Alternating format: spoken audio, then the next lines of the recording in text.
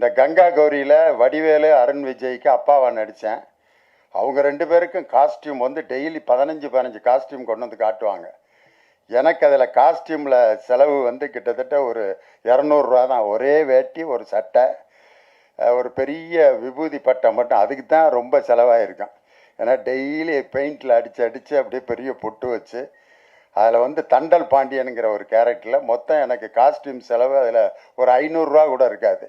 அனுச்சரன் எடுத்த பன்னிக்குட்டியில் அதை விட கம்மி காஸ்டியூம். வெறுமேலோட ஒரு காவி வேட்டி, குறி சொல்கிற சாமியாராக நடிச்சிருப்பேன். ஆனால் அதையெல்லாம் மீறி ஆலம்பனா படத்தில் எல்லா கேரக்டரை விட எனக்கு தான் காஸ்டியூம் செலவு அதிகம்.